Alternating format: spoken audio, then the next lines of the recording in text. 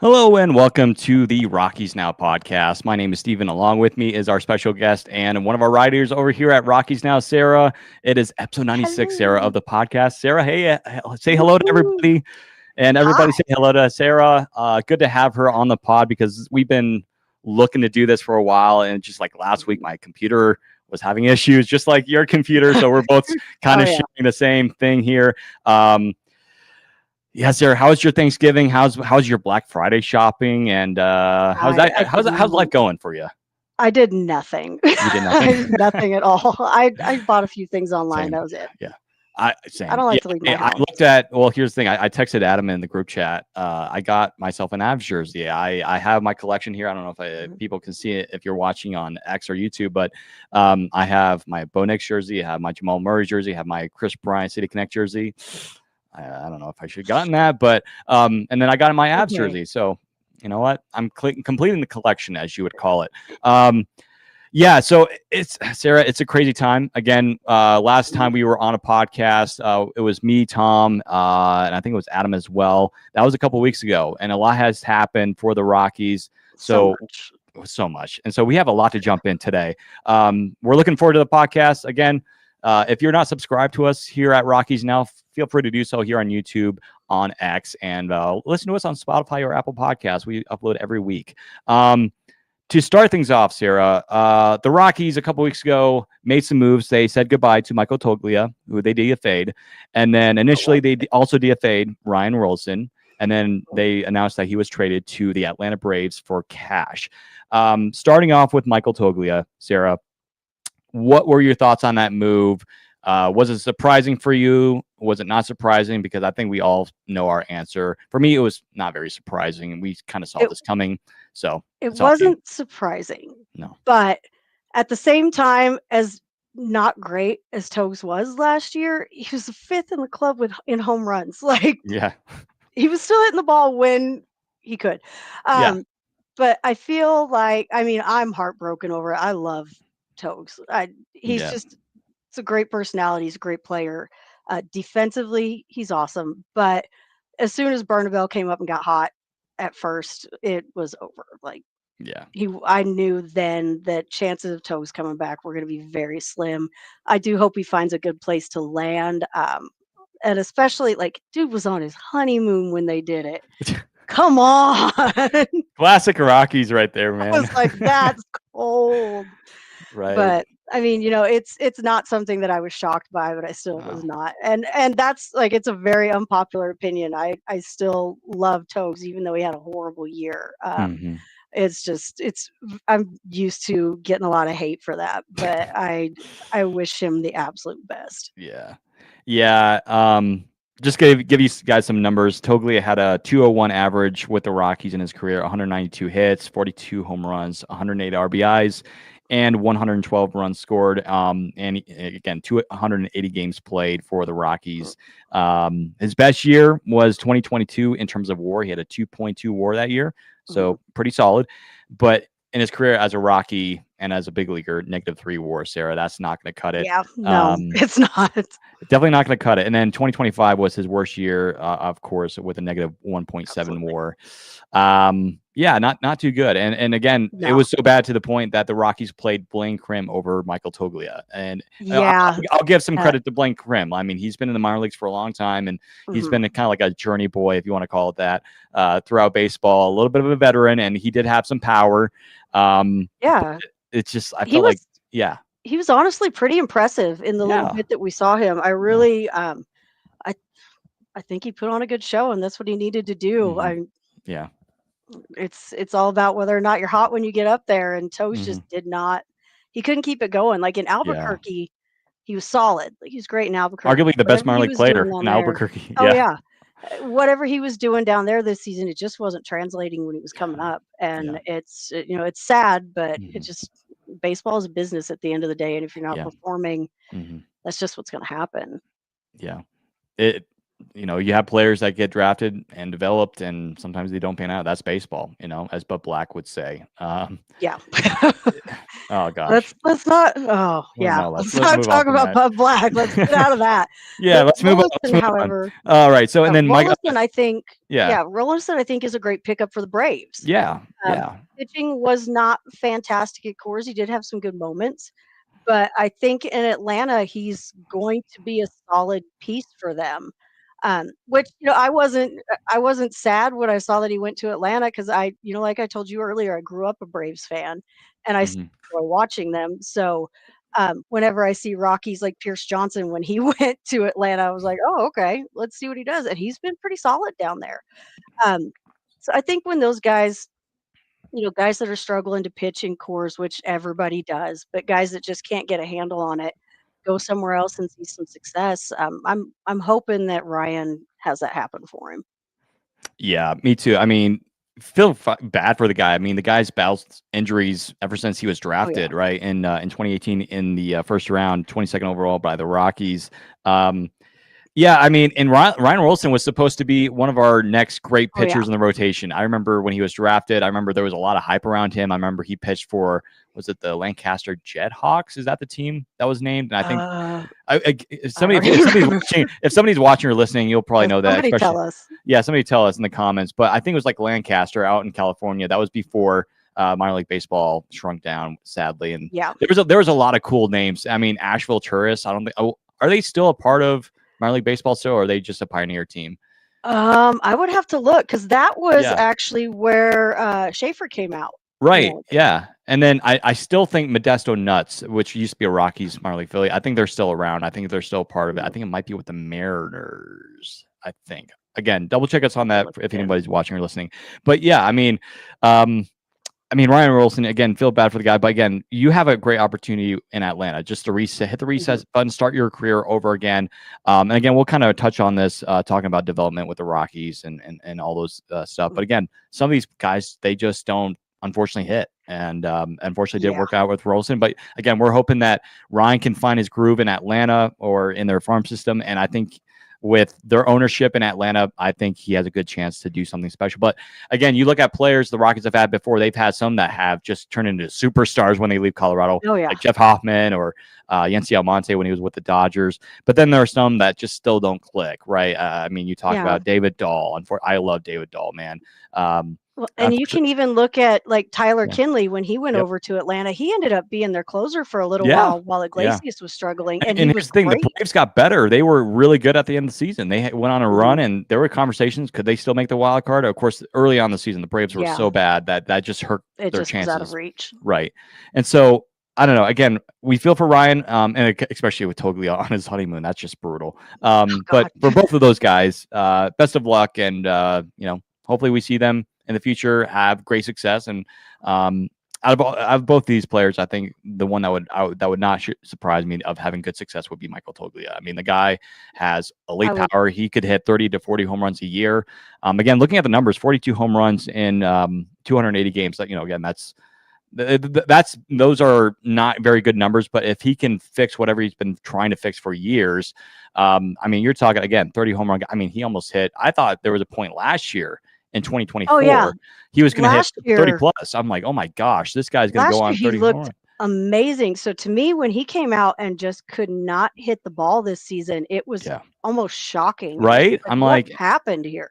And his play discipline in 24 was actually, I thought, solid. It was much better than the year prior in 23. And I'm like, is this it? Because I'm like, finally, the Rockies are getting playing time, because we talked about it. I know Tom and I talked about it the year prior. We were saying we need to see Michael Toglia get at bats because Chris Bryant kept blocking him. Well, the nice thing about Chris Bryant getting injured was allowing Michael Toglia to get at bats. And we saw a big 2024 season for Michael, and we're like, hey, we found our guy at first base. Here it is.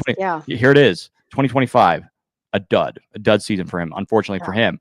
And so now it's just like there's a bunch of question marks at first base now. So who's going to place first base? And that's when we saw Warming Portobello and we even saw Austin Nola play first base for a few games. And Austin Nola is coaching now. Right. I think I'm not sure if he's fully retired from playing, but if he's coaching, I would not be surprised if he's already.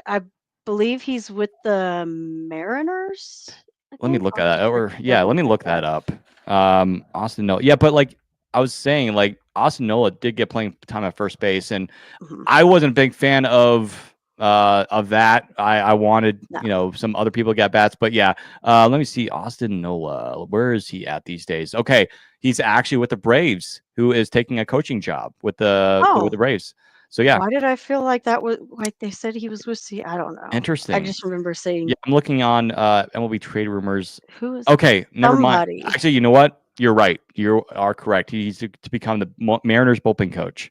Okay. Okay. I Yeah, was like, I swear I they was reading said Seattle. yeah, I was reading a wrong article here. I apologize, guys. But yeah, you are correct, Sarah. He is going to Seattle to be a Mariners bench or whatever coach, whatever. So congrats to Austin. I know he was from that organization previously. I know the Rockies had. I think they drafted Austin, and then he went to Seattle, and then he made his way to San Diego, and that was the trade a few years back when he became the Padres catcher for those good teams. But anyways, yeah, it just going back to the beginning, you just feel for Toglia and Rolson, but we're happy that they're gonna have new shots. And Toglia, whatever team he lands on, best of luck. I hope so. Yeah, I mean, I think a lot of our followers, Sarah, on at Rockies now on Instagram or X, they loved Big Mike. I mean, a majority of people love him, and I think they understood why this move was made. Looking at a lot of the Yeah. comments from everybody, there was a few people that were upset, just like this makes no sense. I mean, if you look at baseball, this makes sense. Like the Yeah. Rockies, they need to have a turnover here on the roster. Really, You've there's no really gotta blow it yeah. all up at this point. So Exactly, and that's why we'll talk about it here in a second about like all the front office moves and really hitting the reset button. And really, if you think about it, Sarah, there's actually I think a lot of people on this roster, a lot of players on this roster that are available for trade. oh And yeah. I know a lot of Rockies fans don't like hearing that, but this is how you do a rebuild because the previous Rockies not ownership. I wish it was different, but the Yeah. previous Rockies front office would have said, "Oh, we're hoping for a bounce back in the year next year." And it's just like we've been Mhm. waiting for that for 5 years. Like the time when what was it? Bill Schmidt said, "Yeah, we're hoping for Rymack or Brendan Rodgers to take that next step." Bill, we've been waiting since You can only hope for 2019, so long. 2020 and 2019, Bill, for Brendan Rodgers to turn the corner. Now, he did have a good 22 season, right? He won a Gold Glove that year. But we're still waiting for Brendan Rodgers. And now Brendan Rodgers, he's with the Astros, and he barely played Yeah. this past year. And when he did, he was not very good. Yeah. So it's Well, just like we're tired of I seeing think these excuses. yeah, Nolan said it best during this past season. He was like, they need to blow it all up and they Mhm. don't like to do it that way. Yeah, Dick doesn't like And that. so that's where, yeah, no, yeah. I won't go on my rant about Dick. Because even as somebody, like I said, not growing up, 100% as a Rockies fan, like Mhm. kind of transitioning into that over the years, just it's really hard not to really just pull for this team. Like even if Mhm. you're not necessarily a fan of them to begin with, Yeah. they really just grew on me over the years to the point where, these last several seasons, I was just all in on those guys and it was so hard Yeah. to watch what's been happening and to just know that it's coming from the top. Like there's a lot of talent on the roster. Like you can't argue the talent that's there. It's Yeah. just the development and the back end of things is not Yep. there to make the most out of that. Yeah. Yeah. And we'll I guess we can kind of start jumping into that, but we'll probably talk more about that Mhm. at the last part of our segment, talking about Josh Burns and everything. But yeah, so Warren Schaefer. I know there was a lot of debate about him coming back. I know some people were like, we need a completely new manager, new coaching staff, which the Rockies are going to get anyway. New pitching coach. Daryl Scott is out, thank goodness. And Warren Schaefer, this was a guy, I think it was, I want to say 50-50, maybe more like 60-40 or 70-30. I think a lot of people wanted him back. I was on the borderline of bringing him back. I was okay with it. I'm okay with it simply because the Rockies are in no position right now to win. meaningful games. He is a bridge manager. I see him as a bridge manager, and I think he's the Yeah. perfect bridge manager for this Rockies team. He's young. He was a Rockies prospect. He knows almost every single buddy in this organization. He knows almost every single player by heart as his best friend. I mean, he's best buddies with all these guys, where I just felt like, I don't know, Sarah, it just felt like Bud Black wasn't he was friends with the older veteran players. That's why he kept playing them. And he wasn't too keen on Zach Veens or the younger players. I mean, he would play them, but it's just like, this guy has a problem, so therefore I'm not going to play him. And it's just like, Bud, it's just, I don't care what you think. You're supposed to play the dang player. It's just like, it was so frustrating. I know Adam, I wish he was on here and talking about that. He's already talked about it enough on previous shows. Oh yeah. It's just like, I think this is a good move by the Rockies. And I know people say, well, it's an inside hire or it's just a comfortable hiring. Well, again, you saw this Rockies team and you say, well, the Rockies didn't play much better. Well, still, they were in a lot of games. And one thing that really was promising, Sarah, was there would be games where, yes, the Rockies would get blown out like 18-0 against the Orioles. Next day, they come back and win. That is what you want to see from this Rockies team.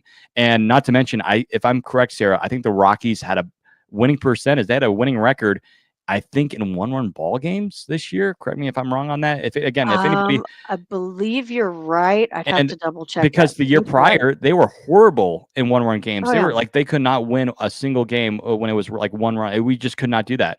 Of course, a lot of it was blowing saves and everything, which is nothing new to Rockies Nation. But it's just like there was a change. You could see there was better baseball. Absolutely. Better attitude from the team, more excitement, even though we knew that this was going to be a dumpster fire of a season. We saw guys smiling, joking around, and just like having fun playing baseball. Where previously it was like, this is horrible. They looked miserable. Black is an angry grandpa at me. He yelled at me in the dugout. It's just like, my opinion on Bud Black, because you would see him get up there at in the post game pressers and he would ramble until you forgot what he had been asked. And it was always, that's just baseball. And no, it's not. No, it's not. That is not just baseball. And Warren came in and just immediately took every question head on and had a solid answer. And you would see him with his notes right there, looking at everything they were asking him about and giving his perspective on what was happening. And those guys, because sometimes, and I don't have anything really against Bud, but sometimes people just get complacent, and I think everybody just did. And that shakeup, and people were shocked because there's that blowout loss the night before. Then you come in and win the next day, and 5 minutes after the game, Bud's gone, and everybody's like, "What?" And I was going, "Yeah, absolutely." And it kind of sucked because they're all happy they finally won something, and then absolutely crushed these, because a lot of these guys never played under anybody else. Yeah. Well, and then he was with all of them. Well, what's so funny, Sarah, is that I'm pretty sure somebody wrote an article. It might have been the Denver Post by Patrick Saunders, or I don't think Thomas Harding would have done this on MLB.com. I don't think they would ever do this. But there were Rockies players that apparently spoke with some of the Denver media saying, yeah, I think Bud should go. Like, it's not like he needs to be fired or there needs to be change. And what was so frustrating is, for a while, Sarah, I'll admit to this, and I'll admit to everybody who's watching this or listening to this, for a while, I liked Bill Schmidt. But the day changed when he said, yeah, we're still behind Buddy Black. And this was like literally a day or two before he was fired. I'm like, that turned me off. I'm like, nope, I'm done. I'm done. You can't be happy with that. Like, it was so frustrating. And then it was just like, now they fire him after the Rockies get a great win against the Padres. I'm like, huh? Only the Rockies would do that. But from all the stuff, and we'll get to Luke's comment here, he says, I think one of Schaefer's best assets was on display this year was his willingness to upmanage and push back against the complacency. Absolutely. And not only that, but I think one moment, and I think you'll probably agree with me, Sarah, is the ejection in Milwaukee. Oh, God, I loved it. That was the best. Was something that I think every Rockies fan smiled at, and they were like, yes, I want him as a manager. And that's when I was like, you know what? If he comes back next year, I'll be happy. That listen, that's his contract. I'll take that. He already had me buying in, and that was the thing about it. Like, he got those guys in that clubhouse to buy in immediately, and he had so much heart for those guys and had their backs. Like, when that ejection happened, it showed that he had those guys' backs Yeah, 100%, and he was willing to go yeah. out and fight for them. And you never saw Bud do that towards the end. Yeah, he And would just like talk and then just walk away. He might yeah, like maybe raise his voice a little bit, but then he would walk away. But I don't care. Yes, even though the call that the umpire made in that game might have been the correct call. I mean, it was close. I mean, I can see why it was called a strike. I mean, Contreras is a great like framer. Let's all be honest with oh you. yeah, But for Schaefer to still do that and literally just like go right behind Freeman and just like push him away and then yell in the umpire's face and just making sure, hey, you're calling a bad game. Fix that right now. It's just like that's who I want in the as a manager. And Warren Schaefer, he knows the game. He was a player, and I know Bud Black was a player, but there's nothing. I mean, there's nothing better than a manager that was a hitter that knows the strike zone. He knows the challenges of being up in the strike, like in like a swing and being up in that batter's box. I thought that was perfect, and so when I saw that, I was like, you know what, I'm satisfied with Warren oh yeah. Schaefer here. I think he's not going to be, in my personal, I don't think he's the best manager to take a team to a World Series or playoff appearances. I mean, you never know. I think he's just a perfect option for right now. And again, I don't know if there are any specific details. If it's like a 1 or 2 or 3 year deal, I think it might. I don't think they've. I haven't been able to find it. Yeah, I've me been neither. looking to see if I could find, the contract length. I haven't I been don't able think to they find even officially anything. announced how many years. It's just that he's our, Mm-mm. so Just he's it's back. yeah, probably like a 1 year deal, I'd assume. And that's what I hope in this case. And again, I'm not hoping for him to lose his job or whatever, but I'm okay if he stays for at least a year or two. But as long I as we see progress, right? I think I think they gave him this year, and I wouldn't be surprised if it is a 1-year deal to Yeah. see what he can do with a full season. Yes. Um, because as much as, like you said earlier, we all knew it was going to be a dumpster fire, and it didn't matter who took over, it was still going to be a mess. Yeah. But out of everything that we saw, there was a lot of stuff. There were still a ton of losses, but there was still a lot of stuff. If you really were watching the games, Mm-hmm. you could see a lot of things that were different. Like, just even like you said, how the players were carrying themselves, the energy level in the clubhouse, and Mm-hmm. those things are important to how things are going to translate out on the field. You've got to have that energy there, and those guys never ever. There was never a time watching them after Warren took over that I felt like they just gave up on a game. No. Like, you Well, always had that yeah. feeling they might do it. The Pirates game, the comeback game, Oh, that yeah. was a definition of that.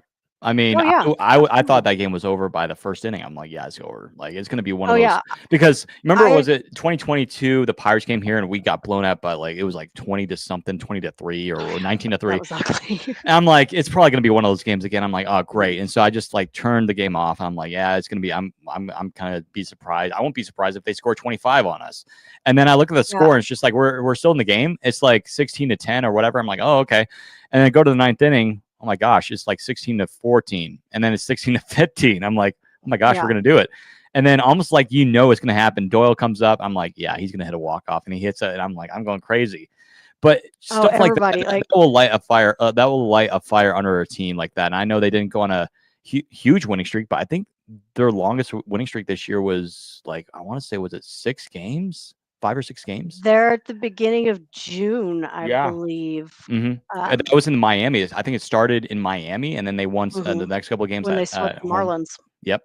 And again, and then one of the other games that they played very well, I remember it was Ryan Ritter's debut against the Mets at Coors Field. I watched that Mhm. game. I remember that was a well fought game. I know we lost, but I remember just feeling this team, like under Warren Schaefer, it just has a different vibe, They a had more different heart. energy. Yes. And these players, they're just showing up to play, and especially with the younger players, you're not really expecting like a Trevor Story to pop up out of nowhere. No. You just want to see them be, okay and just like develop. And these guys had fun, and I think that was the definition of that. And I know there's a lot of players, like especially the pitchers side, like Kyle Freeland knows he should have been better. Cintatella could probably tell you he could have been better. And then of course Herman Marquez, who I'll probably cry when he goes in free agency. But it's just like there's a bunch of players that will say I should have been better this year. But I think for a lot of the younger players, I just had fun this year. I don't care. Like, yeah, they care about Yeah. the record, but for me right now, just have fun. This is baseball. Not a lot of people get to do this. And so I think Warren Schaefer is the right guy at this moment for the Rockies manager role. I would have been happy either way if they would have gone for like David Ross, who I thought was a great manager for Chicago. Schaefer, he knows these players. And I think because here's the thing, it would have been difficult for some of the younger players to be under a new guy now. Like, okay, we had Bud Yeah. Black last year, Warren Schaefer for a little bit, and then now I'm with it. Like, what are we doing? Like, the philosophy changed. And now they're gonna be more comfortable with Warren. Okay, I know what we're gonna do tomorrow morning at this time. I know the Yeah. approach that we're gonna do. That The- says a lot. That says a lot. Yeah. The one guy that I think I would have been like, because I was 100% in from the end of the season. I was like, I want Warren back. I want Warren Mhm. back. I think he's perfect for this. I want him back here. But the one guy that I never would have thought of until the conversation started was Tony Vitello. I would have been, because he has there's a Yeah. lot of Tennessee guys on that roster. When I you would really have been look at it, happy with that. I'll say that. they know him, they know his style, they know how he manages, and he's got so much heart and so much energy as a manager. Yeah. And I know a lot of people do not like him because of that, because of how I'm a Tennessee fan. Yeah. So I know a lot of people do not like it. Tennessee is hated in baseball by a lot of people, but that guy can manage a team. And whenever Mhm. he went I was so mad at Buster Posey for taking him. Yeah. But and that's the other bad thing about it. Now San Francisco Let's is go going to play really some well. amped up baseball. And he's gonna know. Hey, Dollinger knows because he knows Dollinger. He knows Jordan Beck. I Mhm. mean, Seth Halverson. Halverson. Yeah, and so and Max Ballou. No, Max Ballou is from Yeah. Texas. Those logos get Yeah, me Max is mixed from up. Texas. Yeah, from Yeah, it's Texas. the orange. It's the orange. orange, and it's the College UT. sports logos are so difficult. Yeah. But yeah, I get you. Yeah, I'm a little bit worried about the Giants. I'll be honest with you. I will say though, Well, like for a lot of years, I was like, what are the Giants doing? Are they rebuilding? I think they're committing now. And I think a Giants fan should obviously be happy. I think the only question is like they've had so many managers over the last few years, like went from Gabe Kapler, and then it's just the other thing that I saw just today, and I don't know if it will happen or not, but Ron Washington is in talks to be their infield coach. that is going to be a phenomenal hire. That is a scary hire if you are an NL West fan, because Yes. look at the Braves infield under Ron Washington. They were amazing. Best in baseball. Yep. And for him if he steps into that role, San Francisco is going to be a very scary team. So we already have the Diamondbacks, and then we already have Yeah. the Dodgers, Padres. Oh man, but we'll worry out our own problems. But yeah,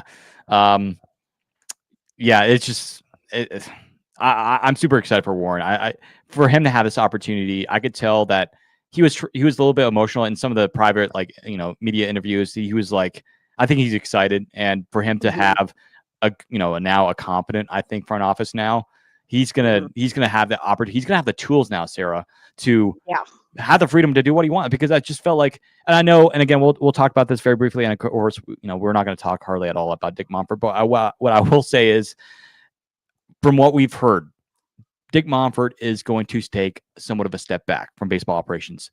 That is I hope so. That is alone the best news the Rockies have gotten probably in their entire life. Because the thing is, it's so funny, and I guess this will kind of lead us into our third and final segment here for tonight.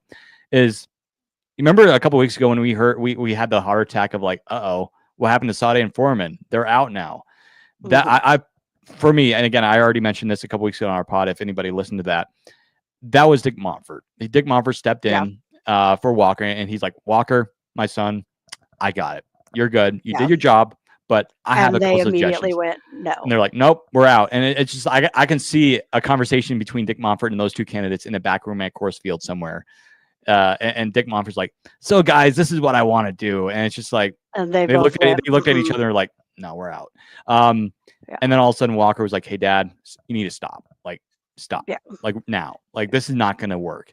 And then Dick Monfort's like, well, I did call up Adam Ottavino and Dante Bichette. And then I think Harold Reynolds was another guy, which is so random.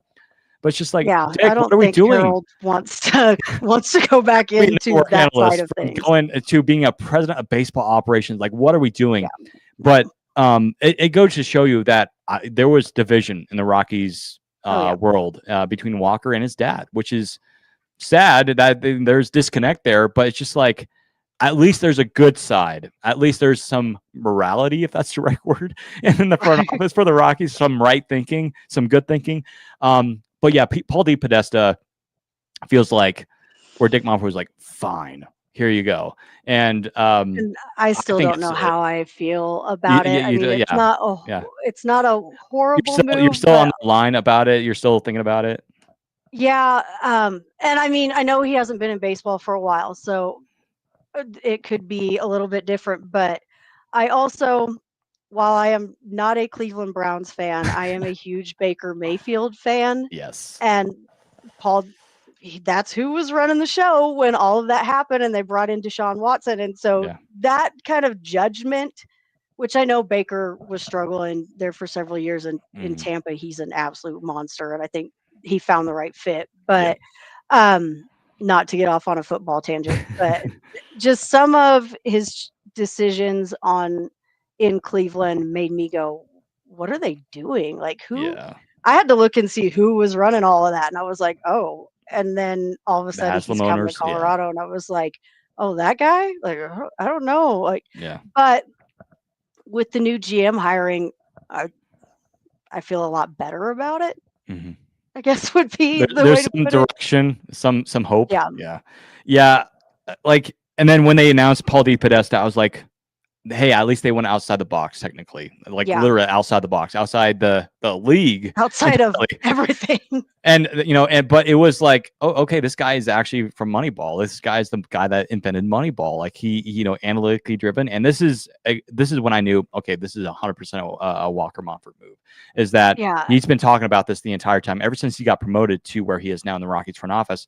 He's been talking about, we need to, change some things. We need to be better analytically. We need to bring some people outside the organization. And that's why yeah, in that letter at the end of the season, which is very interesting, and it's kind of funny that Walker basically was the one that wrote that letter, not Dick, because Dick usually is the one that writes the letter. mhm, But Walker was like, and again, one thing, another fun thing I'll mention, and I'm sure people who read it saw that, Dick didn't mention going outside. He's like, yeah, we're looking forward to adding some new people to our department. And Walker's like said the right things. He's like, we need to go outside the organization for new yeah. perspective, new ideas. And Dick was like, we're just gonna add some more people. It's just like, okay, Dick, Go sit um, down, Dick. yeah, it goes, Like, that sit down, that is Grandpa. the one Yeah. thing that I do really like about it is that Paul is a very analytics driven guy, and Hmm. everybody knows the Rockies analytics department is in the Stone Age compared Yeah. to everybody else. Yeah. And I mean, that's something that players have commented on for ages is how Yep. far behind they are analytically. So Yeah. that part I did really like. His Hmm. decision making, I wasn't sure about, but now that the player decisions will, now that they've got Josh Burns, that Yeah. makes me feel a lot better about it. Yeah. Right before we kind of fully dive into that and we wrap up here, I did want to quickly mention this article that is available on Yahoo Sports, written by Jake Mintz. Go check it out. We reposted it on our X page. So again, link to that on our X page. But he talks about how, it's a new day in Denver, a course field, about, the front office and everything. But it talks about how the Rockies have been bad, and the Rockies have only captured one postseason victory since current Dick owner became the team's control person in 2011. The Rockies were, no question, that he mentioned that the Rockies were a disaster this year. The pitching staff led baseball in runs allowed with 1,021 runs, and the lineup finished 29th in runs scored. Excuse me, one scored. It's so Yeah. bad that I'm like choking up here. I Um, know. It's so it's just hard to like, talk about it because you look at the numbers yeah, and you're just like, yeah. I what have a do you frog in want me my to throat. say? That's thanks, Dick. Like, But yeah, and I think the team that was the worst, was it the Pirates? I think, right? I I'm believe pretty sure it was so. the Yeah. Pirates. Yeah. But anyways, it goes on to say, talking about there's needs to be innovation. But one of the things that Walker Mumford said it actually the other day on DNVR Rockies is that we've lost sight of innovation. We've lost the sight of we need to change things That up. was a great interview. I Great job by really Christian enjoyed Size. listening Yeah, to great that. job by those guys Yeah, over there. Christian did awesome on that. Yeah. I felt like I'd be Walker so was just, nervous. I would be like shaking. I'd be like, but right. for him to take a step up and ask solid questions and for Walker to actually answer them with Oh, clarity, yeah. it's just like, it I was, don't feel I feel like Walker was very, very honest about things and yeah, very upfront about things, and I yeah, also get the feeling from Walker he's willing to kind of own some of what his family has done, yeah. and Well, he even wants Dick's to change brother, that. Charlie Mumford is like, Dick, you need to go. Like, that's how Yeah, bad it is. Charlie Charlie's yeah, out. Well, I they think Charlie still technically is a co-owner, but Charlie's pretty much Mhm. no longer a part of the Oh, yeah, baseball he has nothing operations. to do with it. Yeah, and that's we probably won't even mention him ever again. But yeah, no, it talks about DePodesta's background in this article. But Walker said, in the interview with the NVR, was that I think one thing that I would attribute to the past, half a decade that we've been through, we've probably lost sight of innovation and lost sight of just Mhm, continuing to evolve our process. And again, that was one thing I love to hear as a mhm, Rockies fans. And then it talks about, well, how did it get bad? It talks about Monfort for his loyalty and how people like him, but he just does not know anything about baseball operations. One former Rockies employee, meaning somebody that worked at Coors Field or around the Rockies, said the entire operating model was to do what they told you to do, to be loyal. mhm. And it says, and we don't even care. And basically, the Rockies would say this, and we don't even care if you're competent. We just want to keep things exactly the way they are. That is, Yeah, when I read that, I'm like, I was so upset because it's oh, just like and every everybody Rockies fan should should be. be. It's just like the Rockies. That means Dick does not care about winning. It's just like just show Yeah, up to your 9 to 5 and job, you'll be good. and Just be loyal. Yeah. you can understand where the complacency comes from um, because you do draw a lot of fans in from other fan bases. It's a great stadium. Like Yeah. that was one of the things that really kind of drew me in was the more going there every year Mm, and it's such a great ballpark. And now you've got that atmosphere, there's a lot of people coming into Denver from other places. So obviously you've got a lot of other fan bases that are involved and it's a great place to hang out. There's a yeah. lot of really cool stuff in that ballpark. So the money is gonna come in whether they're winning or not. Like Yep. for a lot of people, baseball is in the background. Like I remember I saw the DNVR guys were asking people to name one player on the Rockies roster. And half of them were wearing jerseys and couldn't come up with The anybody. And it guy. was like, Yeah. oh, I okay, think I yeah, saw that. I Yeah. get why things are the way they are. Like it's I easy think to see that. the only player people recognized was Ryan McMahon, and that was basically it. Yeah, Right. I think I like, saw that video. people weren't even throwing Charlie Blackman out there, and it's like, "What? What are you guys doing? Like, where's this coming from?" Oh my But gosh. Yeah. It's it's just, yeah. crazy. Yeah. And, wrapping up this article here, it talks about some former Rockies prospects and players. A member of another club's front office, so not the Rockies, said every trade deadline is mind-boggling to the point it's expected we won't get a reasonable or usable response. Basically, Mhm. like if a team like I'm assuming this person has talked to the Rockies during a trade Oh, deadline. yeah. Basically, it's like we don't get a reasonable response. It's like it's a stupid response, or like the return is horrible. We understand that if there's a targetable player on Colorado, we're probably not going to acquire him because the team's logic is singular. Um, Mhm. and then they go on to say there's not really an incentive to win. Multiple former Rockies pitchers admitted that they actively sought help from sources outside the organization after realizing that their club's pitching coaches and staff were unable to help them improve.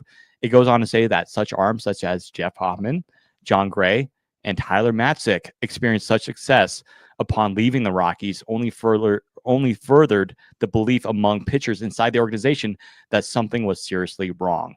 Um, Man, and Magic one, was a yep, beast in Atlanta, dude. yeah, He one was former so Rockies great. in the article says one former Rocky said of Hoffman's time in Colorado that they did nothing but waste 5 years of that guy's life. Mhm. And that's true. I mean, Hoffman was a number 1 pitching prospect for the Blue Jays coming over from the Blue Jays to the Rockies in the Two Whiskey trade. He was their top pitching prospect. Mhm. And, Jeff Hoffman did have a couple good games here in Colorado. I will say that he had a good, nasty curveball. But the Rockies, their pitching development was horrible. They had no analytics. Like one guy, I think, during Jeff Breich's era, that's how bad it was. Yeah. And if it could only I get think worse, yeah. you could If it say go, that about a lot of players yeah, that have been through that organization, is that a lot of years of their career were wasted yeah. by being in Colorado. Yeah, and it goes on to say Coors Field is a gem of a ballpark, and the Rockies pack it more Oh, often yeah. than you expect for a divisional doormat. It says the team has finished in the top half of the league in attendance per game every season since, hear this, Sarah, 2008, and they Oh, did yeah. They did it again in 2025, despite the season. Yeah, it was crazy because Yeah. we try to get up there as often as possible, Yeah, and yeah, every time it's just packed. It's yeah, packed in that place. Like you can't. And I know you'll look at the seats and it kind of looks like it's a little bit empty, but yeah. people are in that ballpark. They're just not sitting there watching the game. Right, and again, they're not paying attention. And when I Yeah. went to the Rockies and Tigers game this past May, it was so depressing, but there was more Tigers fans at Coors Field than Rockies fans, and it was loud. I'm like, am I in It's like that a Detroit or lot. what? Like, it was so odd. But people show up, and the sad reality is, Sarah, is that we're seeing opposing teams drown out noise, like making All it the sound like time. a road game in Coors Field. But the reality is Dick does not care. He could care less. But I think there are people inside the Rockies right now, even before they hired DePodesta and Burns, that cared and say, Dick, this is a problem. Like our fans are not Yeah. showing up, or we're losing games, and the fans are a huge part of it. It's just stuff has got to change. But anyways, to finish off the article, it does, and on a positive note, it talks about how this is the right. If the Rockies are going to turn things around, this is the right way to do it with Podesta. It's a little bit of a riskier move, but he's analytically driven. He loves analytics. And then with Josh Burns, as we start to wrap up here, our third and final segment, he was in charge of the scouting and development of the freaking Los Angeles Dodgers for the last 11 years, right? Third highest ranking individual in their front office. Like this is a big guy. And if you basically look, Andrew Friedman's assistant, right? It's just like he's not the guy, but he's one of the guys. if And you look, he's our GM. Yeah.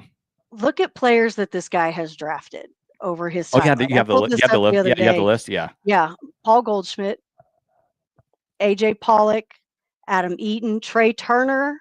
Mm-hmm. That's a big one. Max Fried, and as you know, as someone that still follows Atlanta, that's oh man, Max is a boss. Like you can't. Yeah. That dude is like Awesome pitcher. I believe he was the last Silver Slugger winning pitcher. Mm-hmm. Like that dude is a complete And and he is such a solid competitor. Like there's nobody more competitive than Max Fried. Mm-hmm. And then you've got like Hunter Renfroe, Gavin Lux, Tony Goslin, Will Smith, Walker Buehler, which Walker has kind of fizzled out a little bit, but Max Scherzer, that's a big one too. Yeah. Like this guy has brought some big names into the league, and just kind of looking over his track record, it's really he's a great pickup. Mm-hmm. Not only that, but at his track record, what another thing that says about it, good farm systems. The Rockies historically, they've might have had a year or two where they've been like in the top 5 or top 10, but they've never been number one. They've had a couple good years, but they've fizzled out. And now, Sarah, a couple years ago, they were like, I think in the top 15 was like, hey, here we go. The farm system's getting better. Then it just fell apart. And then it went down to below 20, 25.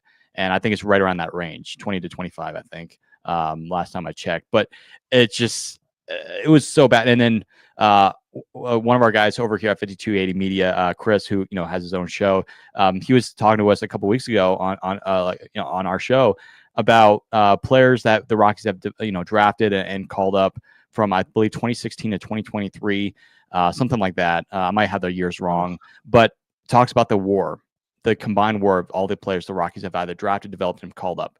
You want to know what their WAR is? Oh, it's not good. -8 WAR. Yeah, that's the worst in baseball. There's so little development, and and like the Diamondbacks farm system, like the closest minor league team to me is the Amarillo Sod Poodles, and name, which by the way. Drew Goodman's Drew Goodman's his son does works there, the radio for them. Yeah. So he like the Sod Poodles before the realignment in the minor leagues, they were a Padres farm team. And so Mhm. like we got to see Tatis and those kind of guys down there. But the Diamondbacks consistently, those guys win the Texas League Every pretty year, consistently down there in almost every year. Amarillo. Yeah. Yeah. Like Corbin Carroll came through Amarillo. Like there's been a lot of people like the Diamondbacks have a solid farm system. Um, and then you've got, and I don't quite follow like the lower levels of the Rockies minor league system so much, but Albuquerque is also like where I'm located. Albuquerque is not like Albuquerque and Denver are both pretty short drives. Mhm. So we follow the isotopes pretty closely as well. And people will say, "Oh, it's the PCL. It is what it is." No, it's not just the PCL. It's the lack of development Yeah. because you've got guys down there that can absolutely crush the ball, and you call them up like Luke asked a question about Zach if Zach Veen was salvageable at this point. Yeah. What do you mean Um, by that? that Yeah. like he's great in Albuquerque, but he comes Mhm. up and it doesn't translate at all. Yep. And it's just lack of development. Like a lot of these guys, like Sean Bouchard is an insane home run hitter in Albuquerque. He has a similar stance to Nolan Arenado, right? If you look at it, like Yeah. very similar. It just Yeah. doesn't Sean translate. is like, I was shocked. Like every year I go to the home opening weekend for my birthday. And so I went up and froze my butt off at that April 5th game against the A's, and Sean hit a home run, and I went through the roof over it. Like that was the Right. triple play game too. Yeah. I I went was at the absolutely opening through the day roof game, but the day before I was at that when game. it snowed. Yeah, That was you got horrible, snowed though. on. I just had to freeze. Um, Yeah. but like Sean hit that home run, and I was absolutely losing my mind because I was going, all right, maybe this is going to happen. And then he was consistent. Like he was consistently hitting. He was probably one of the best plate discipline guys Yeah. there for the first couple months, and then it just fell apart. Yeah. And that happens every time these guys come up and they look really good, and then all of a sudden it just collapses. Like even Jordan Beck has been a solid player, but you see him, he's pretty streaky sometimes. Like you'll see him go through these huge droughts, and that part really that's baseball. Sometimes you get lost a little bit, but it seems more extreme with the Rockies than you see in other places. Like you might see one guy that's having a really huge drought on another team, but in Colorado, it's like you've got one guy that's hitting the ball. Like Mickey That's it. Moniak was Yeah. insane for a little while, Great and year. Yeah. nobody else could hit the ball. Hunter was the only one that was just consistently solid all season. Like everybody else was just so up and down, and that's where the analytics comes in. That's where the development comes Mhm. in, and the minor league system does not have that right now. Nope. Like it really worries me for these guys. Like Charlie Condon is killing it. What's going to happen when he gets called up? Same thing with Ethan Holiday. Yeah, Ethan Holiday. Like, and see Ethan, I think you might not see that as much with Ethan Holiday because his dad It's already is built in familiar with him. Coors Field. It's Yeah, already it's built in him. built Yeah. into Ethan He's gonna be Holiday. fine. He's gonna be fine. And what? Oh my God, why am I blanking on his name? Holy cow! They What's gave him Sean's. your He's number 12. Number 12. What? number 12? Yeah. Oh, Why can't I think of it? Holy cow! I just oh my gosh. totally lost this guy's name. Are you do you Somebody need help! some help? I'm Yeah, somebody help. dying right. Yeah, somebody help me Luke, here. if you're in the comments still, help us out. But yeah, like Holy cow! yeah. What in the world? It's Is he a gonna hit pitcher? me Is he here. a pitcher? Oh, he's No, number 12. they put him at third. They put him at third when Oh, they. Karros. Yeah, Karros. There you go. I was like, his dad was a Karros, yeah. Dodger. Why am I not coming up with this name? It was just Karros, yeah. he's going to be so hot. He's going to be so hot, and then he didn't. Defense though. Everybody's defense is great. He's going to win a Gold Glove. Even I think. then, yeah. And it's so hard to go from Mac to anybody else because Mac was so phenomenal defensively. And like New York fans, I love watching New York fans lose their minds over Ryan McMahon. I'm like, that's an everyday play for this guy. What are you guys talking about? Why is oh my gosh, he reached over the railing. I'm like, dude, I'm pretty sure he did that like at least 3 times with us. I remember one time he went. I remember one year, I think he actually went inside. I think he didn't fall down. He just like went down the Padres dugout at Coors Field. It was like on the other side. Mhm. I'm like, oh, okay. Mac made a nice play. Okay. Yankees fans are like, oh Yeah. my gosh, It like that's and a top 10 play of the year. It's just we completely take for granted what Mac was doing at third base because it was an everyday thing. Like, if yeah. Mac hadn't been at third base this season, you know how much worse things would have been? Like, he At least wasn't 10 great more at the plate losses. this year.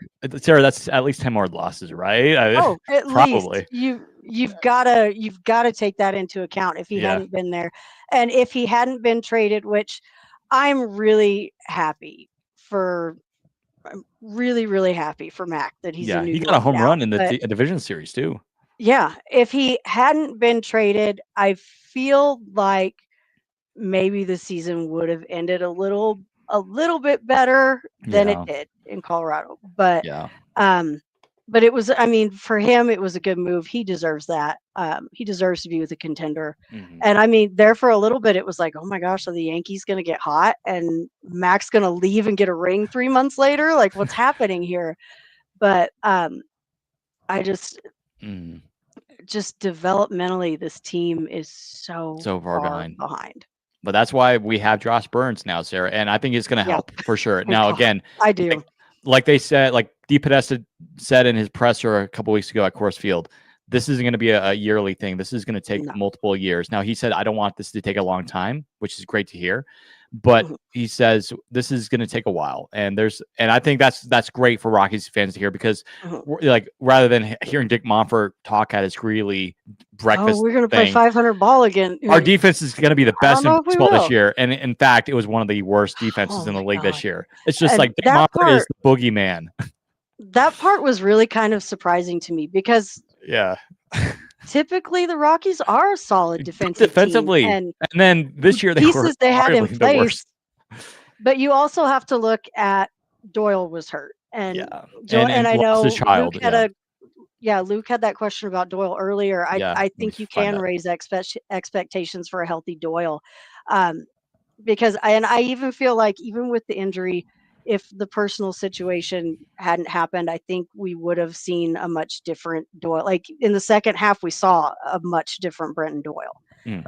But and I mean, and that, I don't take anything away from him with what happened. I feel like that is completely understandable that he had the season that he did, Yeah. um, with everything. But then you had Tovar out forever Yeah. Like with basically that hip more than like problem. 70-80% of the season he was out. Yeah, And Toby then when was he was out, healthy, he was good. He was good when he was healthy.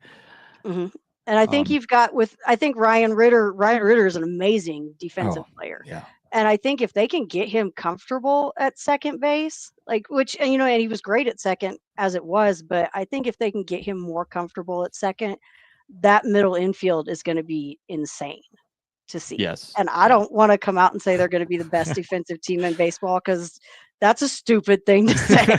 But I mean, it was shocking to Yeah. see what the defense did after all the expectations that you had. And even right there at the beginning of the season, like, 5 games in, they turned that triple play. I was like, hey, they're Maybe, not winning maybe, everything, but maybe Dick was right about something. And maybe then he was. And I they think that was absolutely proved him wrong. yeah. When that was the first triple play since was it Two Whiskeys one in 2007, right? I think Yeah. so. I might or no. Actually, I want to say there was one because the reason why I remember is because Jose Reyes was on this team. I think it was 2015. Apparently, I think the Rockies Hi. had a triple play, and the reason why is I remember Jose Reyes was a part of it. Now And that then you before say that that, I was think you're 2007. Yeah, yeah, I think now that you say it, I think you're right, because I think I yeah, remember hearing that. yeah. Uh, it was crazy because I was sitting just a few rows up on the first base side, like, right behind Tolley, and I remember seeing Max step on the bag. I was like, "Oh, okay, good. We're getting the Yeah. 2 lead runners out of this." Mhm. And Farmer fired that ball over, and I was just like, "That did not just happen. Like, what Yeah. is going on here?" But they had, there was a lot of really exciting stuff. It just was overshadowed by all the other garbage that was Yeah. going on. To answer this question from Luke, very quickly, we got to move on here. Sarah, what's your dream pitching coach for the Rockies? Oh, I have a name, and you you might have a name? if you can steal this from me if you want to. Brett Strom, former Arizona Diamondbacks pitching coach. That's a good He's choice. he's an analytics type of pitching coach because I remember I even talked about the Rockies a couple of years ago, talking about how the Mhm. Rockies analytics was way far behind, and he gave suggestions of what the Rockies should do. I don't think he has a job right now. Rockies, if you're That's not a listening, bad call him up. pick. Call him up. I Former I Astros don't pitching know. coach, right? Well, Why not? I think because my mind always goes to like those rotations that you just did not want to touch. But at the same Yes. Yeah. time, because the first one I think of is like the Braves World Series Hmm. rotation in 21 was unreal. Like, but I mean, there was a lot of heart behind that too, because you had, Charlie Morton pitching on a broken Hmm. leg for part of a game. Yeah. Like and a lot of it was just you had a lot of veteran arms that were really, really strong. Because I would not want Kevin Seitzer in Colorado. Like that would not. He's out of a job too, but he's out of a Yeah. job for a reason. I would not Yeah. want him Yeah. in Colorado. But I think that's a solid pick, though. Hmm. Yeah. Again, the reason why I bring that up again, he has success. World Series teams was with the Mhm. Diamondbacks on the World Series team as well. Took them to the World Series. I mean, he wasn't the main reason why he took them to the Yeah, World Series against the Rangers, but he was a part of that pitching staff for the Diamondbacks, and the Diamondbacks could have won that World Series. It's just that Corey yeah. Seager and Garcia were on a roll. That's why they won the World Series that year.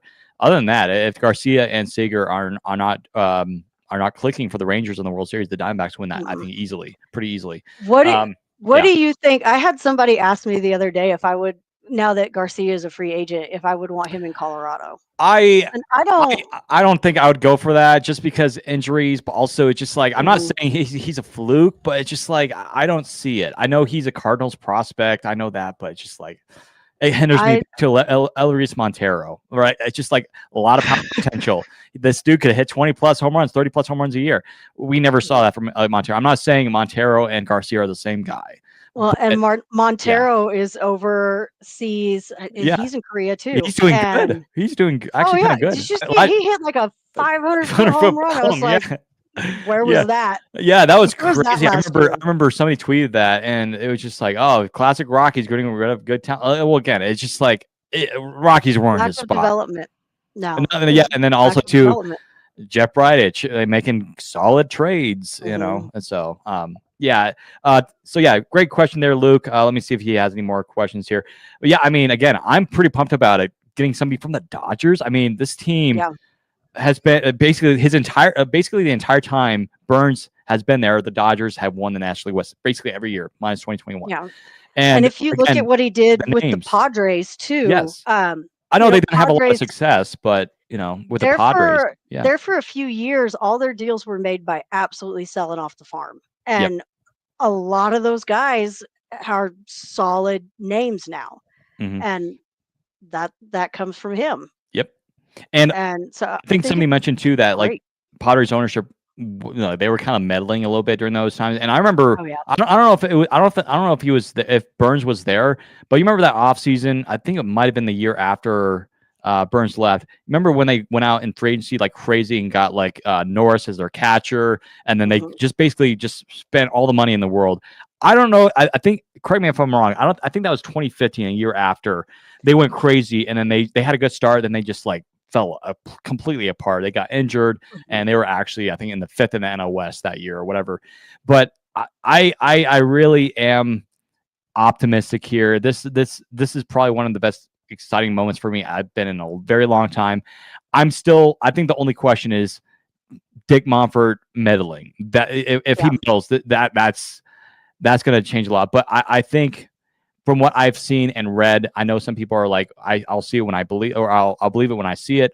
Um, I think though that this is a sign of change, because if Dick Monfort was meddling too much, I feel like he would be getting people, his best buddies that he knew in college, or Yeah. a buddy down the street, or a guy he does the laundry at Coursefield. You know what? You're our assistant general Well, that's the manager. analytics department. Right. So, And that's why I'm super excited, because now, DePodesta and Burns, there's still a lot more. I know that people say the front office is technically done. I disagree. There's still a lot more holes to fill. I think Um, I think there's a a lot lot more of stuff jobs. that they can do. Yeah. And Well, they hired I that keep a lady from pretty, the what's her name, Smith, from the Guardians yeah, organization, to be a part of their marketing, basically marketing and merchandise. That's a phenomenal hire. Again, yeah, another outside hiring. And I know some people are like, "Is she related to Bill Schmidt?" I'm like, no. That would have been no, funny though. That no, would have been funny. she's not. Yeah, I think, and I keep a pretty close eye just for funds. I like to look at their job postings and Mhm. see what kind of like what the front office is like, how much they're turning over and what's happening or who New they're laundry looking guy for. available, position Right. available. The analytics guy quit. We need somebody to do the laundry now. Um, I like to look at that stuff and just see what's happening. And um, I I don't know. It's interesting. Sometimes I see positions pop up and I'm like, what? I didn't know that was a real What? job. Yeah, I didn't. No, the one that I saw that I almost put in an application for it. They hired somebody for payroll Oh wow, the other like just a few months ago, and I was like, oh, interesting. like you have to travel out to Arizona to go over the contracts and everything. And I was like, that position is something that I think would be really cool because you have to know those Yeah, contracts right. inside and Yeah, out to yeah, do everything. But yeah. um, I always kind of keep my eye on what they're hiring for just to see what they're publicly posting versus what they're and then what gets announced, that they did behind the scenes because it's Hmm. that process is always very interesting to me to see how those front offices run because you would think um and I think you that's why I've been really watching it a lot more closely now with them saying we're going to go outside a lot more. You would think maybe you would see more of those positions kind of let's see if they're really wanting to get crazy with it. Yeah, You might see some of those types of positions popping up and like, yeah. oh, well, they're expanding this department or they're doing this or let's see what kind of stuff they're really going to change Hmm. and it's kind of crazy to watch some of that stuff. Yeah, well, Luke makes a good point. Zach Eflin, he was also drafted, I Yeah, believe, out of the Potters organization. He's available this year. Rockies need pitchers, Sarah. They're gonna yeah. they're gonna lose Marquez, right? You would agree with that. They're probably gonna lose Oh Marquez. yeah, he's gone. Yeah, As emotional as he was after that last game, yeah, I would be kind of yeah, shocked if he did end up back. yeah, Um, yeah. and it's It would be just a really massive overpay if they brought him back. Massive overpay. yeah, yeah, unless they wanted to like, they moved Senza to the bullpen and that still didn't work out great. Like, I'm and surprised he's still on a which roster spot, to be honest with you. that that that was the crazy part to me. Like when they had Rollison pitch that opening inning for him, he came out and was amazing after Yes. that. But then coming Yeah. out of the bullpen, he No. couldn't make Just that kidding. make Yeah. sense. No. Um, like unless they wanted to make Marquez a bullpen arm, like he could be a decent Yeah. middle Long relief guy. relief. Yeah. Yeah. Yeah. I don't think he would play like a big role. He wouldn't be a guy No. um like Herget that was just a Phenomenal. workhorse. And that's the type of Um, pitcher Rockies need. A guy that yeah, is funky. That's who the Rockies need. Not like a guy that can throw 102 miles per hour. It's just like the Rockies have tried that. It does not work. mhm. Yeah, And and again, you're just yeah. it's I think the thing people forget with Coors Field, like you are very rarely ever going to see a Cy Young candidate come out of the Rockies. Like it's We've gotten just close though. Gotten close. yeah, it's been very clear. Kyle Freeland and Kyle to his Jimenez. credit, Kyle Jimenez. Freeland is a yeah, Yeah. they're great arms. Yeah. But it's always going to be like I'm like the fact that the Rockies could not hit a baseball at home this season was the part that made me go, "What the hell is going on here? Like, Yeah. what is this?" You just because, and I Yeah. mean, and it comes from the history of the team, the Blake Yeah. Street Bombers. Like, Where's the where did advantage? it Like, go? this is home field advantage, for crying out loud. This is the best home field advantage that you can ever You have in can in sports. And that's unless they put a team in Mexico City, you're never gonna find maybe Utah, a better. but Utah is, I think, a little bit lower than Colorado, I think, in terms of elevation. Correct me if I'm Yeah. wrong. But yeah, like Sarah, like one thing I do like about the presser that they mentioned and Deep Podesta mentioned, this is a massive home field advantage for the Rockies. Because for Yeah. years it felt like Dick Monfort was like, oh, we play in Coors Field. It's so hard here. It's just like, Dick, stop. Like, It's hard to pitch, but dude, where are your bats? exactly. Like you go back and talk to Vinny Castillo or Andre Colorado, they could care less about the altitude. They just love to hit and look at the rock. No, it was so the Rockies were a scary team during that time. Their offense, nobody wanted to pitch the Rockies. Even John Smoltz, Hall of Famer pitcher, Oh yeah. hated pitching in Colorado. Smoltz He talks didn't. about it all the time. Greg He has a Maddux, book and he talks about yeah, it in his book, and I'm just like, Greg man, Maddux, you know. another name, didn't even want to pitch an inning at Coors Field. Now it's Yeah. just like all these Cy Young pitchers. Yeah, I'm like, preferably they don't. Of course, they don't want to sign here, but they're like, you know what? I don't really like pitching Coors Field, but I'll pitch there. It's just like now we've gotten so soft at Coors Field to the point where now we're blaming Coors Field for our problems. It's just like Yeah, you go back in the can't day, do they that. didn't complain about it. They used it as an advantage. It's just like Yeah. I'm Like so excited about DePodesta changing the whole mindset here. it was a nightmare as a kid to go to Coors Field. Like as a kid that was a Braves fan, it was a nightmare to go to Coors Field. I never saw the Atlanta Braves win a game at Coors Field until this year. Every game I went to, the Braves got absolutely murdered. And this year was the first year that we went Yeah. and they won the game, and they almost didn't, had it not been for awful defense, like just horrible. We went to the first game of that series. If it hadn't been for the Rockies just absolutely kicking the defense to the curb, because I mean, Yeah. Goody hit that home run in the first inning, and it was like, oh, Yeah. here we go. They're going to take it again. And this time we were there cheering for the Rockies, and I'm like, the only thing I wanted to see was Matt Olson hit a home run, and he He couldn't did hit it. the ball for nothing this year. Yeah. But the Braves still won 2 out of 3, and it was like, what happened What here? happened? Like, Yeah. what is going Yeah. on? Yeah. It's just I think again, I think a lot of fans are realizing as well and are preaching this as well. It's just like we are use Coors Field as your advantage, not as a hindrance, because Yeah, it's the Rockies Monfort's. the He's Rockies just can full of clearly excuses. the Rockies can clearly win like if you can win 50 games at 50 to 60 games at Coors Field and only win 20 or 30 games on the road, be 500 or even slightly below, you're a playoff team. Yeah. You're a playoff team. And so that's the key. And I'm very curious and very excited to see what Burns and DePodesta will do, like what pitchers they're going to acquire. And this is great because the Rockies, they were blindfolded. They had no idea what pitchers to get. I felt like some pitchers, some people knew, okay, Herget is a good option here. He has some stuff here. We think, okay, good job on that.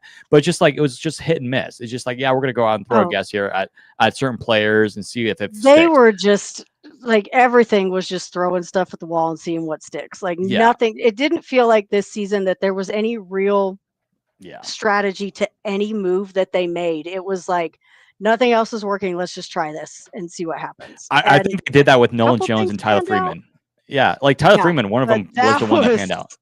I was like, at that first was like, the what are one we that doing? Like Nolan I was Jones, shocked. I he was finished fourth in absolutely Rookie of the shocked when Year. I saw it. Yeah, fourth in the Nationally Rookie of the Year voting. I'm like, what are we doing for trading a Rookie of the Year candidate for a guy that can barely hit for power? Yeah, he does have For some his power. buddy. Like what? Yeah, it's just like, what are we doing? And then I saw Freeman. I'm like, actually, you know what? Maybe the Rockies saw something here. And then, I feel for Nolan Jones. He had another tough year for Cleveland, but I it's awesome that he, has a child now, has a family. Awesome for Nolan. Congrats to him. But I'm like, you know what? Maybe the Rockies, I'll give him credit. But and I really like Tyler Freeman in that leadoff spot. Yes, like, I do. I think he's a great fit And there. he'll be but back next year. He'll be back. I also really liked what Warren did, and I don't necessarily think Beck is a great leadoff hitter, but I really liked what Warren did when Tyler Freeman was so hot, but he still had him batting 9 with Beck leading off, because you had Tyler Freeman getting on consistently, and then Beck really got to kind of play that not as a leadoff spot because Tyler was constantly turning the lineup over. And that was one of the things, like, and I know a lot of people watch baseball and they're just kind of watching what's going on in the game, but I've always been somebody that watches what kind of strategy they're putting into place. And under Bud, there was nothing. Like there was no strategy. This was just Yeah. we're going to run the same thing out every single day, and the only thing Old that school. changed Yeah. was if a right-handed pitcher was throwing, Bush wasn't going to be in the game. If a lefty was throwing, Bush was going to be in the, they just switched out two guys and that was it. Yeah. That was all they were doing, and there was no playing with the lineup. There was no, this guy's not working in this spot. Let's try to move him. And with Warren, you constantly saw little things shifting in the lineup or guys Hmm. being put in different spots. And um, it, to me, it just showed that he was really interested in figuring out what was going to work. And Hmm. it's been a few seasons since it's felt like anybody was trying to figure that out. Yeah. Like And up just be to this point, creative. Yeah. Be yeah. creative. Think outside the box a little bit. The Rockies are so like, oh, we got to do this. This is the way we do things here in Colorado. Just like, can we just like not do that for once? And Yeah. that was the thing that really kind of surprised me with Warren being a franchise guy, having Yes. been with the Rockies from day one.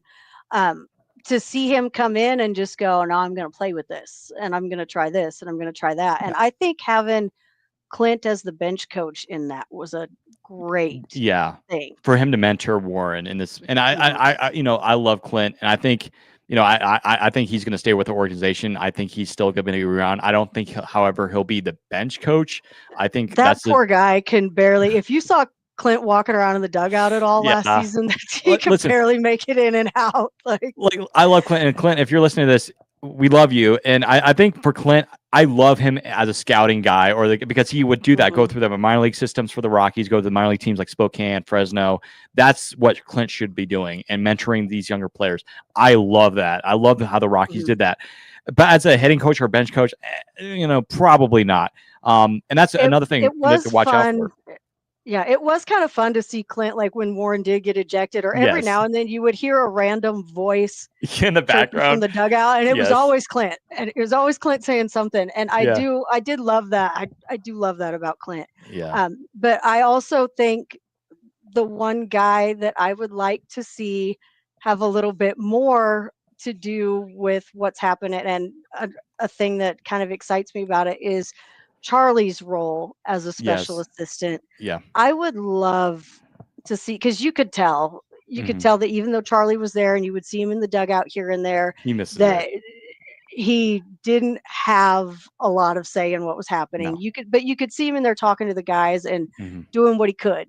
But under the former front office, I think they really kind of held the reins on him. But Yep. I feel like fresh blood in the front office could really give him more of an opportunity Voice. to have Yep. a say in what's happening. Yeah. Because there's Yeah. nobody that deserves to see something good happen in Colorado more than Charlie. Sure. Yeah. Spent Todd Helton too. He's a part Yeah, of the organization as a basically as a scout. And I know he yeah. goes to Tennessee quite a bit and scouts over there. Have you seen him around? I mean, I'm not sure if you've been to some of the Tennessee stuff, but have you seen Todd quite a bit? If you've ever gone to Tennessee I've or I've seen him like every now and then, and they don't really point him out, but I'll be yeah, watching a Tennessee game and they'll be kind of panning through people in the crowd, and I'll see spot Todd. because Yeah. Todd is easy to spot, and Yes. they'll be showing different areas, or you'll see him. I did see him one time. He was right behind home plate, and I was like, I was sitting there looking for a second. I was Is like, that's that Todd him? Yeah. Hilton. That's Todd Todd Helton. Yeah. Hilton's here. Oh Okay, my yeah. gosh. Don't freak out. It's like Todd Yeah. Hilton's at the game. Oh Who my are we gosh. The Hall of getting? Famer. The Hall of Famer. Yeah, Yeah. when I see Todd Helton in the crowd at a Tennessee game, I'm like, who's he looking at? Who are we gonna Yeah. get? Like, who's Yes. coming? Yeah. Like, I really had kind of hoped, Well, and I yeah. love the guy, and I know he doesn't really fit the personality of, because of course Yeah. Ethan was the pick. Ethan was the Yeah. pick, but if Denver would have gotten Liam Doyle, I Yep. would have been over the moon. That guy's an absolute psychopath, Mhm. and so I don't know that he fits the culture and the clubhouse that, Mhm. but I think he would be a great fire him up guy. Mhm. I would have loved to have seen him And he went to get St. taken. Louis right after the Rockies picked Ethan. Yeah, he was And picked right after. I think in our predictions we had before, of course, Holiday got picked. I think Tom and Adam had picked. I know all three of us. I think picked Jamie Arnold Mm, out of it was Florida State, right? But yeah, Liam I'd have to look. Doyle. Yeah, Liam Doyle. man, like that guy, I think he's going to do well with the Cardinals. The only concern Yeah, I I had think with he'll be a Doyle, good spot there. I think the only problem with Doyle I had concerns about, and I wrote an article about it on our Rockies Now website, was I think his injuries, but also Mhm. just I feel like he would not do well in Coors Field. I could be wrong. Again, I'm not. That's where like him and Halverson kind of have like Mhm. like Doyle is he's way crazier, but Yeah. um their style and just their presence on the mound is very Mhm. similar. And I feel like I love Halverson, but he's wild. Very well. Remember And that I pitch in feel Washington where it went like the opposite oh, direction when he it's throws, like what are you doing? and even the announcers But were I like, feel like what? that would that was the same thing that I kind of Yeah. was the only reason that I was like, I don't, I'm not going to be upset if they don't pick him, but I would have loved to have seen it. Was I Yeah. think in Coors Field he would have had a lot of control problems. Yeah. And yeah, again, talking about free agency and trade, and like Sarah, like again, we'll let's touch upon on this very quickly, but it's just like, what's going to happen with Doyle? Like, are the Rockies fully entering a real rebuild to where they trade away some of these core players like Doyle, or obviously I don't think they're going to trade Tovar. That contract is just, you No, can't really trade that. That's an it's a lot, extension. and It's a lot, you and the would have Rockies to need money. you Yeah. would have to have some some healthy years out of Tovi before that would Yeah. really be something you could expect anybody to take on. Hmm. Which I mean, they somehow, which I mean, we're still paying Nolan Arenado. Who we're kidding? That's why he got taken. Yeah. Um, I don't think that the new front office will make a deal like that. Mm. I hope that we're not going to see anything like that. Um, I think you have to keep certain key guys in place. Like I think it's a good idea to keep Doyle Yes. because he's the centerpiece of the outfield. Like that is your Defense is too guy. valuable. Defense is too valuable. Yeah, I think he's too valuable. I think you keep a guy like, and I think you keep a guy like Tovar because again, that's your as young as he is, he's Hmm. kind of your veteran infielder now. He's familiar with the organization. He can be somebody that's a good, solid presence during a huge shakeup.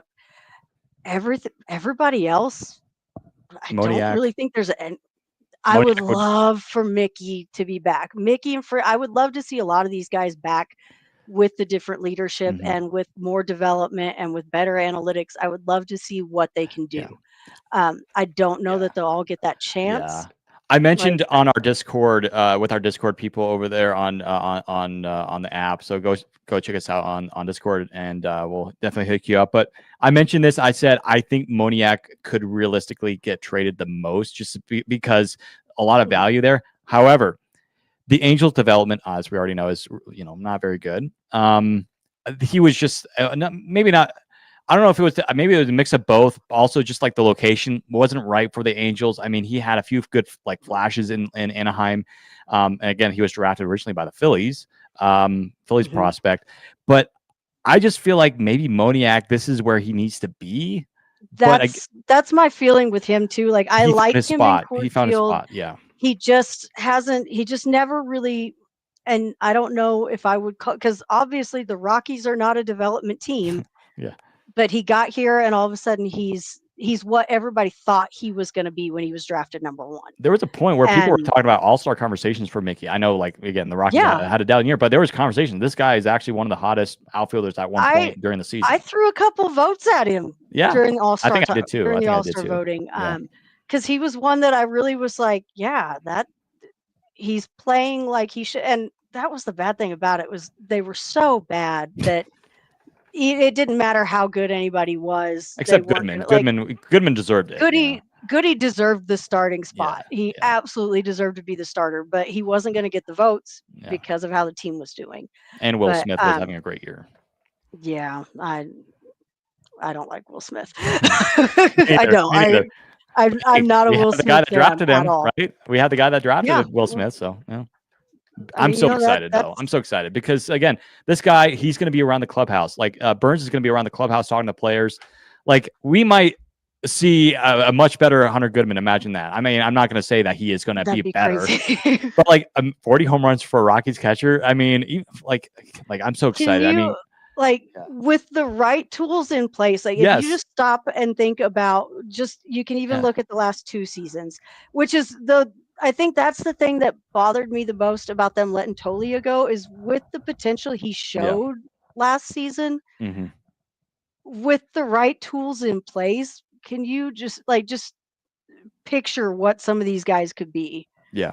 And that's where I hate the idea of, they need to blow it all up. They really need Yeah. to make a lot of moves, Hmm. but there's always going to be like, especially the guys that were on the roster this season. I'm always going to have a lot of what ifs. What if they had had those tools in 2025? Hmm. Especially when you see them go somewhere else and they're amazing. And if the Rockies do, start making that turnaround and you start seeing those things, it's going to be a lot of what if these guys would have had those tools then? Hmm. What could the Rockies have been with the right tools? And I mean, I think you could say that for the last several seasons. Hmm. I mean, you had your guys that were always going to be, they were always going to like Charlie.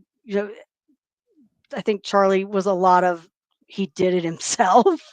um, but I think with the right tools in place, a lot of these guys, this team would look so much different. And I know everybody feels that way.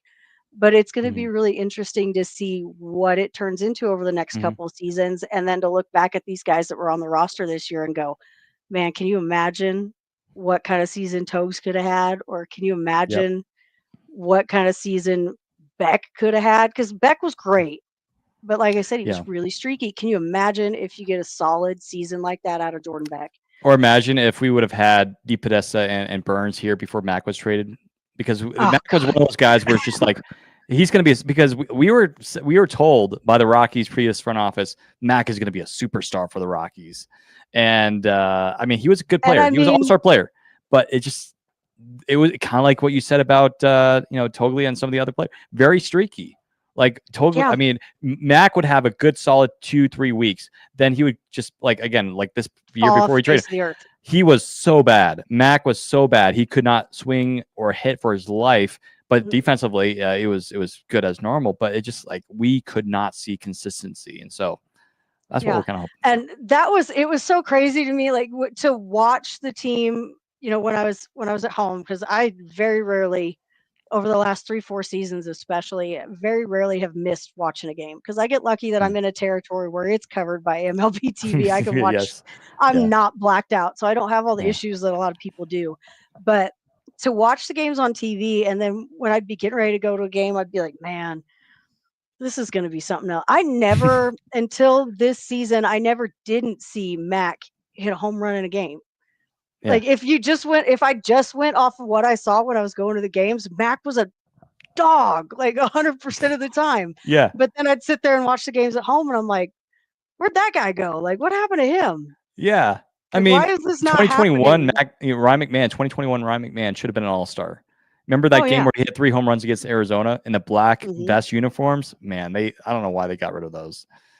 Those are so great. Yeah, Those are so thanks solid. Nike, thanks Nike. And well, the infuriating thing again, we're getting off on a trail here, but Nike apparently the Rockies could have worn those uniforms for a couple more years, but the Rockies just never wore them because the rule. And I hate that. I know it's just like I Majestic love was so those. much good, but Majestic you had the player uniform nickname jerseys. Remember that? Mhm. Oh, Oh I my have gosh, some of them. you I do. have, You got it. I Yeah. have a I have one of Charlie's, Oh, Chuck Nasty. the Chuck Nasty jersey. What year? Um, 2017 or 2018? it was the little league one. Oh, is it 2017? The gray one. I think, yeah, Okay. Yes. That I've I got think that that that was my one. favorite one because I remember they were playing the Braves in Atlanta during that Mhm, weekend, and they had like the purple hat. I remember John Gray mhm. was starting in one of those games. Mark I Reynolds had was a Rocky. Oh gosh. trying to think of who else I've got. I have Charlie. I have one of Dansby Swanson's. I have the black one Okay. when the Braves were all blacked out Oh yeah. on Was it Players 29? I think that Weekend. was 2019. Yeah, Yeah. that was a Not my sick personal favorite. Players Weekend jersey. And then I have Yeah, I do. I the personally didn't like that year. I felt like black and white. It wasn't my favorite, but the Braves one looks really sharp, but the it. Braves always have I good will admit uniforms they though. do. Yeah.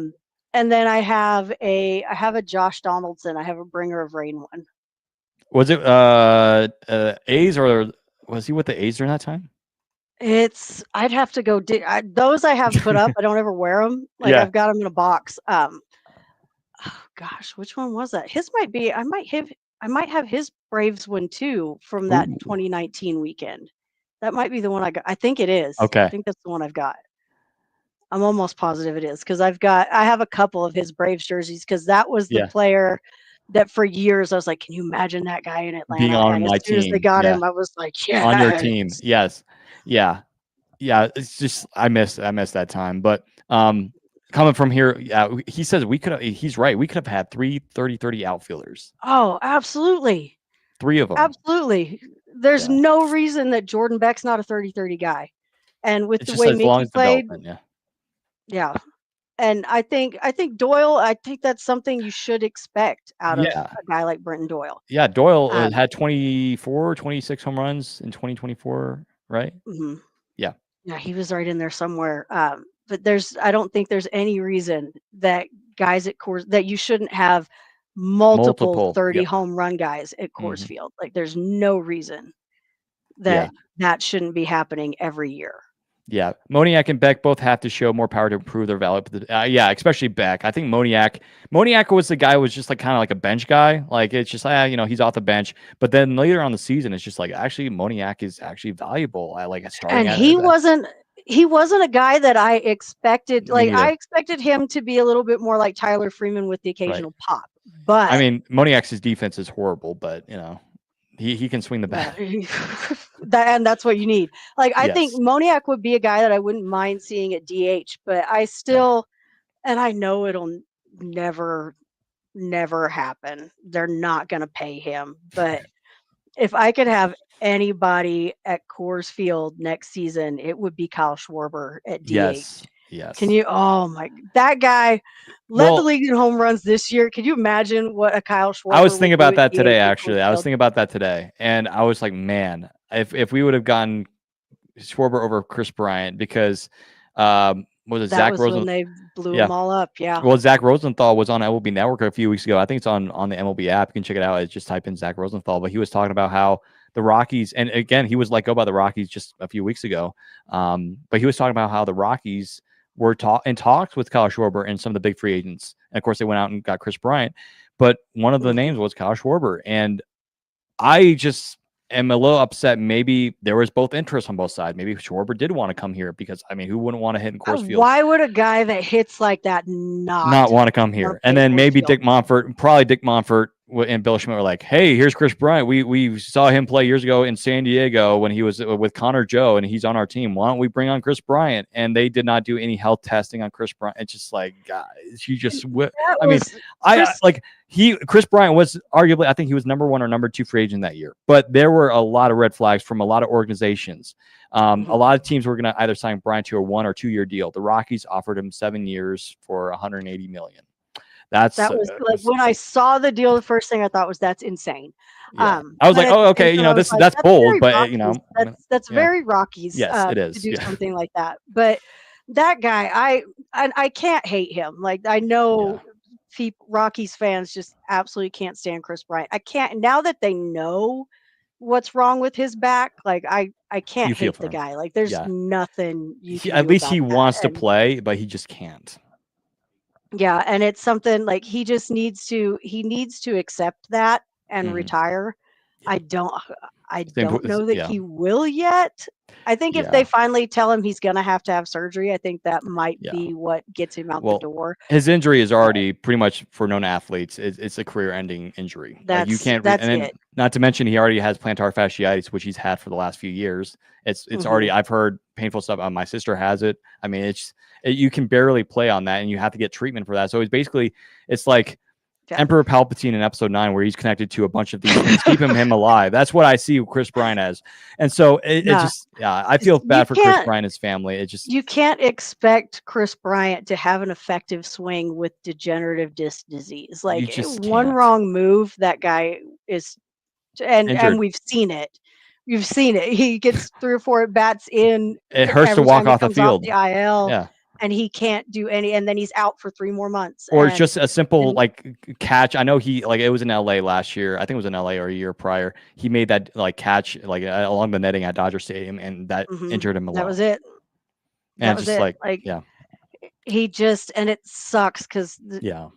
I mean we're stuck with that. One of the saddest what ifs in baseball history. I mean, this guy was so Hmm. good with the Cubs. I mean, this guy was a generational. This guy is going to be a Hall of Famer, um, and he's You going to hope, win multiple like World Series. And like that's we the hope that he's going thing. to be a Hall of Famer. But That's the I thing that sucks about this is with yeah, the way that Colorado has gone. That can be something that keeps him out of there, and he doesn't deserve that. Like no, I will never.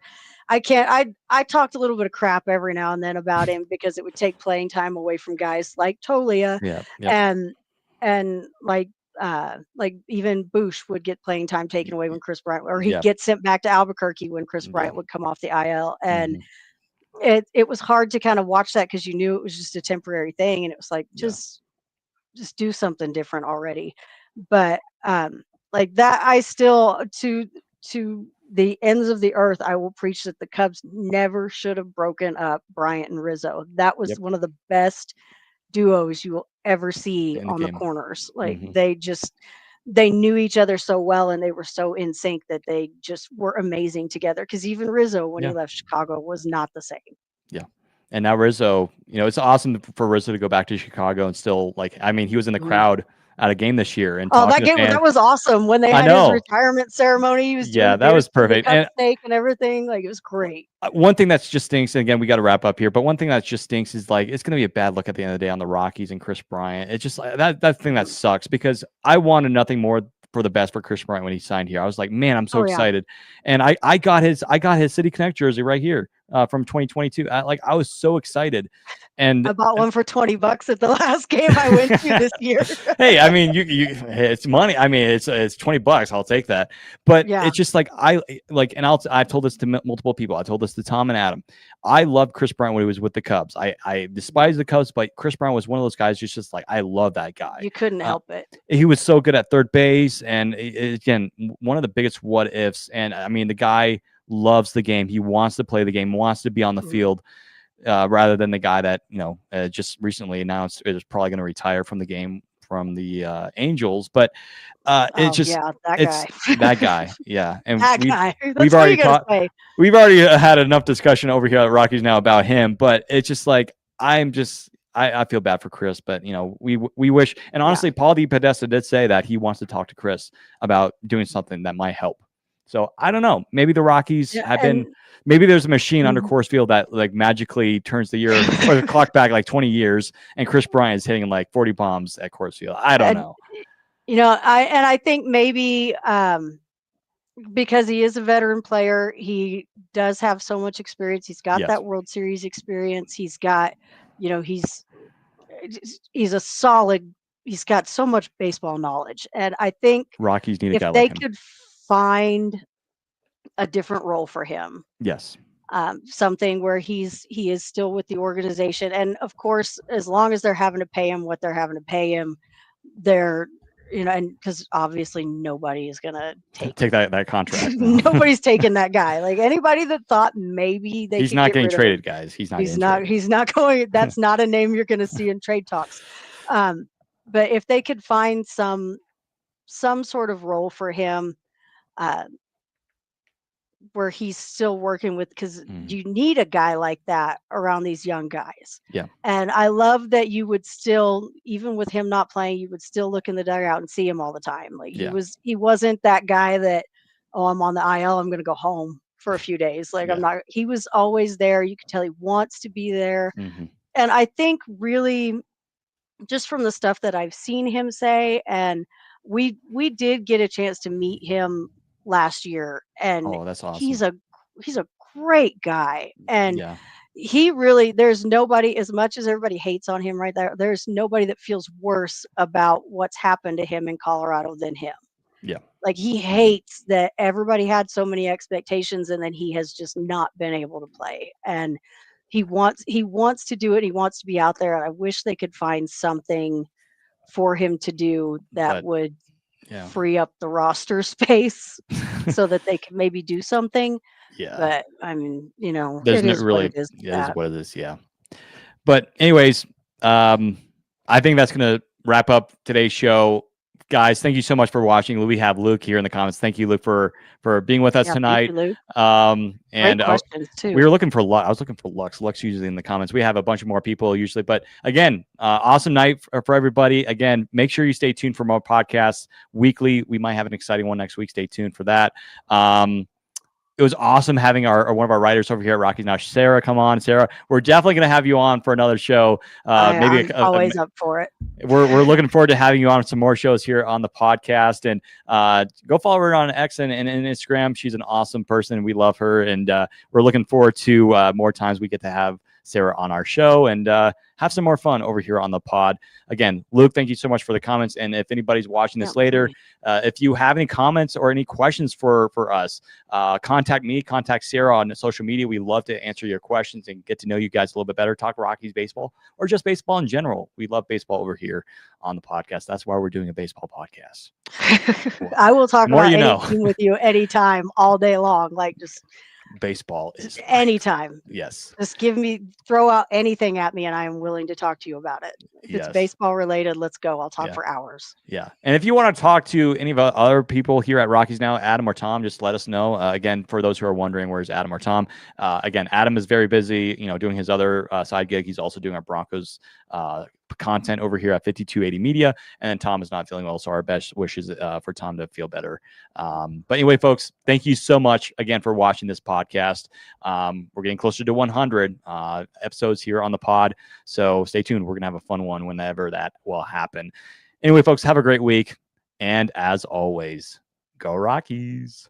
Go Rockies.